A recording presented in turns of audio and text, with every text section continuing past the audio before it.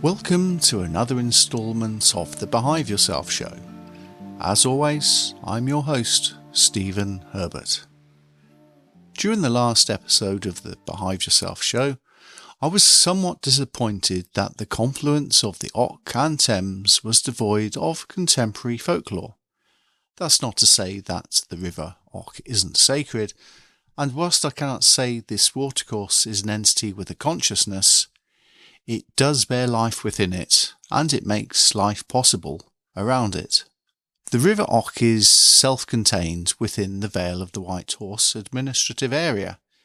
It's the Vale's very own river. It meanders west to east, that is to say from Little Coxwell near Farringdon, to its confluence with the Thames at Abingdon. The river is mostly fed, but not exclusively, from springs emanating along the foot of the Berkshire Downs. This watercourse and its tributaries create an important riparian network across the valley, yet one wonders why our district is not called the Vale of the River Ock. During the 1974 local government reorganisation, Berkshire lost the valley to Oxfordshire, along with Whitehorse Hill, which isn't in the valley. This, on the face of it, seems illogical, but the rationale was because the White Horse is in the parish of Abingdon. Even though the village is in the valley and the horse isn't, one had to come with the other. Maybe it solved a naming problem for the bureaucrats, because the neighbouring district is called South Oxfordshire, so they had to come up with something else. Given half the chance, the men in grey suits would have abolished counties, and given all of England's administrative districts identity numbers. Nonetheless, I have a better reason for the name. Maybe a more sacred reason. A reason that feels organic.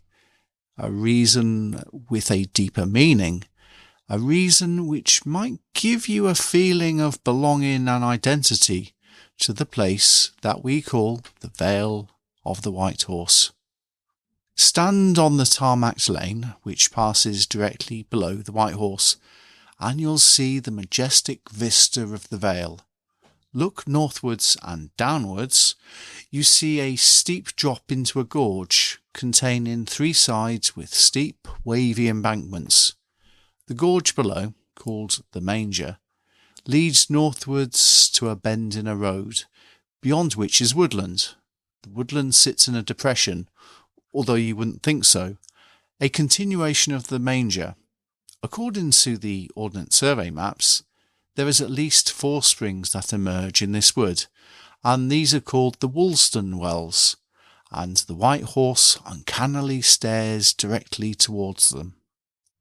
The White Horse gave birth to these springs, from which a stream meanders north, though, for the benefit of the pedantics out there, it would be more accurate to say fissures in an aquifer under the downs in the vicinity of White Horse Hill caused the upshoot of water. Importantly, they are some of the head springs of the River Ock. I feel that our Downlands Chalk geoglyph, along with Dragon Hill, Uffington Castle, the Manger, and the Ridgeway, are more than just historically significant. For many people coming here, these are spiritual lands, especially if you include Wayland Smithy, which is not far away. Throughout the year, countless visitors come, some at the break of dawn to observe the summer solstice. Some go to Dragon Hill and perform rituals. Many don't have any real motive for coming to the White Horse. Many don't know what they are meant to be seeing. Yet, many of these travellers who I have struck up conversations with say, with some frequency, that they've just been to Stonehenge or Avebury or Glastonbury. My pet theory is that these people are unwitting pilgrims. They're on a spiritual journey and they just don't know it.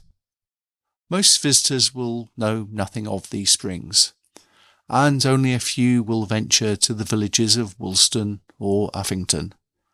I believe our ancestors recognised these springs as being holy, and it's no coincidence that there is a church nearby. The Woolston stream meanders north, passing through the villages of Woolston and Uffington before going under the railway and then joining the River Ock just north of Moor Mill Farm. The Ock, as many of my listeners know, travels eastward to join the Thames at Abingdon, and this confluence should be another sacred place, and was once a sacred place, though not so much nowadays. Nonetheless, I think we can piece together an allegorical origin story for the Vale of the White Horse. Here's my take. St. George's stallion loses all of his shoes after slaying the dragon. The 4 strings, the Woolston Wells, represent 4 silver coins which St. George leaves by the side of the manger as payment to Wayland the blacksmith to shoe his charger. Yet St. George must continue his adventures overseas and leaves to board a barge at Abingdon. To save the white horse from roaming away, he ties this creature with a loose silver rope which curves and zigzags from Woolston across the valley to the banks of the Thames. Today, the white horse watches the Vale, waiting for St. George's return. I can hear my critics saying, "The Vale of the White Horse was the work of civil servants who penned a boundary line on their map, making the district so." However, the earliest record of the Vale of the White Horse, or more accurately Vale de White Horse, dates at least to the 14th century, and nature seems to have lent the bureaucrats a hand. The Vale is a district bordered by rivers on 3 sides, the River Thames and the River Cole, and the Berkshire Downs to the south.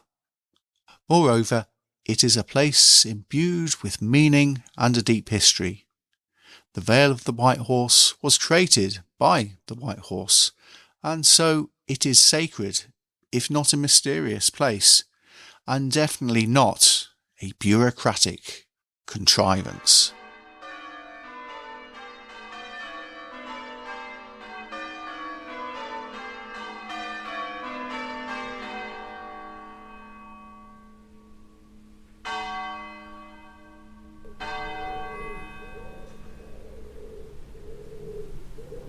What are you up to?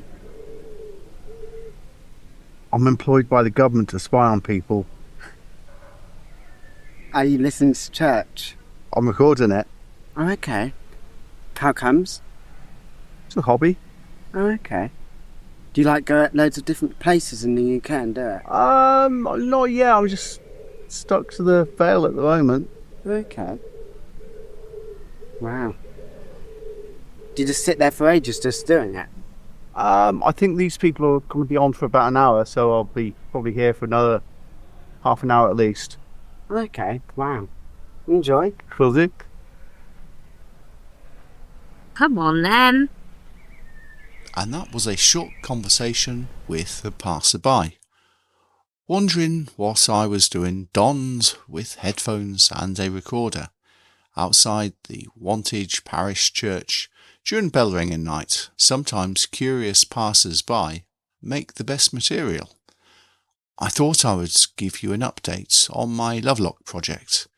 So, as a recap, I purchased an old lock on eBay with Made in England stamped on it. When it eventually arrived, I engraved it with a love heart, the initials of my wife and I, as well as 25, because it is our silver wedding anniversary. I painted the lovelock red. A local artist kindly decorated the lovelock with a dotted mandala motif, and now it is ready for me to collect. We plan to add this to the Lovelock Gate at Betjemin Park in Wantage and throw the key into the Letcombe Brook from the adjacent footbridge. Interestingly, along with this stretch of the brook are examples of people co-creating their environment, or maybe I should say there are examples of contemporary folklore. Nearby, a postbox had a crocheted topper of a soldier and horse commemorating Poppy Day, although when I last passed by in the car the postbox was bare. The other example of contemporary folklore is the Dawn the Lollipop Ladies Memorial. It consists of flowers, balloons and written tributes, yet in addition to these there are a couple of lollipop signs. All three assemblages, Lovelock Gates, the postbox topper and the Dawn Memorial, are on public open space, yet in their own way discreet enough so anyone could contribute to them without raising too many eyebrows. If you are in the Letcombe Brook, Mill Street area of Wantage, pay them a visit. As always, you can contact me directly by email, podcast@beehiveyourself.co.uk. You can follow and support my work by visiting beehiveyourself.co.uk or visit my Substack. My handle is @Beehive Yourself Show. This podcast is syndicated to other platforms. You can listen to the Beehive Yourself Show on Apple Podcasts, Spotify, Podcast Addict, and on YouTube Podcasts at the Beehive Yourself YouTube channel, or use the RSS feed in the show notes. The music is called Solitude by Entertainment for the Brain Dead and was used in this podcast under a Creative Commons license. And this concludes this episode of the Beehive Yourself Show. And until next time, stay well.